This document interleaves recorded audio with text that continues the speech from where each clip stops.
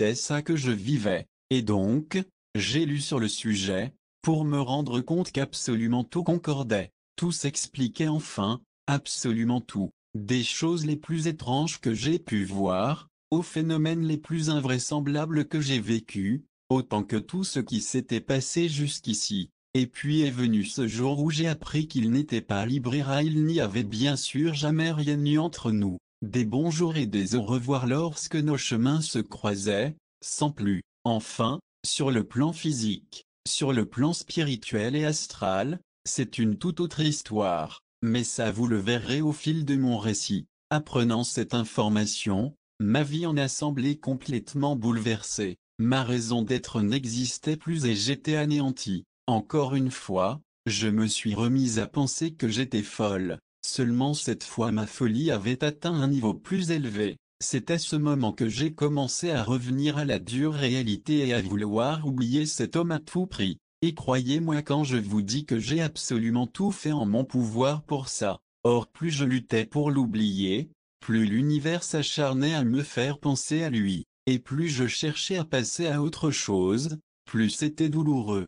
Tout a continué comme ça a commencé, sans que rien n'évolue jamais entre nous. Pour moi c'était hors de question qu'il se passe quoi que ce soit tant qu'il était avec une autre et je sais que pour lui aussi. Seulement les choses étaient compliquées, pour lui comme pour moi. Et puis il est sorti de ma vie et je ne l'ai plus revu. Alors qu'est-ce qui me pousse à croire qu'il est bien l'homme de ma vie? Voilà là toute la complexité d'une relation d'amants jumelles. En fait le doute n'est même plus une option après tout ce que j'ai vécu. Donc, voici ce que moi j'ai pu apprendre durant toute cette expérience 12. Les âmes jumelles, ce qu'est une âme jumelle ou flamme jumelle, il s'agit ni plus ni moins que d'une âme divisée en deux. Si dans notre réalité les jumeaux et jumelles sont deux êtres à part entière qui ont été conçus ensemble dans le même utérus, pouvant être identiques ou différents, il en est autrement dans la dimension astrale. À l'origine, les deux âmes étaient littéralement soudées l'une à l'autre,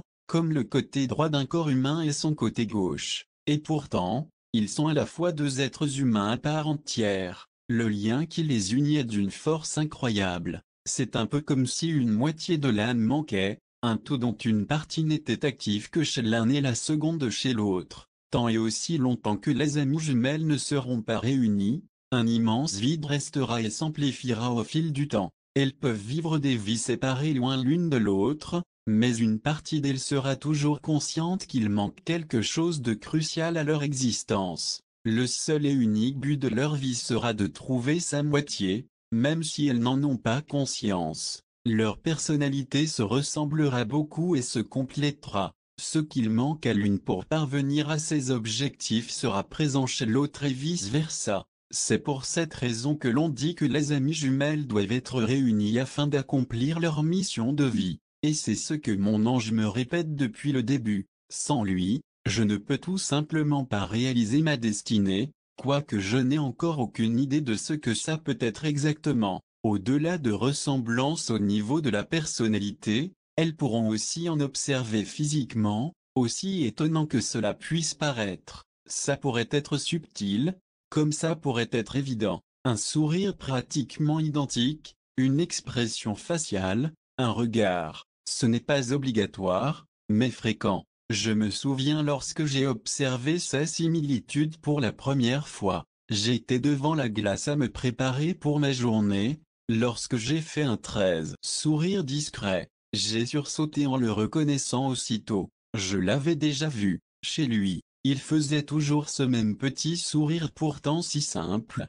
et moi aussi je l'avais toujours fait. Ce n'est qu'une fois en face de ce sourire sur mon visage que j'ai fait le lien. Et puis il y en a eu d'autres, des regards, des expressions faciales que je redécouvrais sous un autre jour en les voyant chez lui. Les différences entre âmes sœurs et âmes jumelles. La première chose qui m'a frappé en lisant les témoignages d'âmes sœurs qui se sont rencontrées, c'est à quel point aucun ne parlait de la profondeur ni de la puissance de leurs sentiments. Ils parlaient d'intensité, de pulsions sexuelles irrésistibles, de passion, et ce dès la première rencontre. Moi j'expérimentais tout le contraire. Mes sentiments pour lui étaient apaisants, réconfortants, divins et surtout profonds. Mon âme avait été touchée. Sauf que s'il est vrai qu'en le voyant,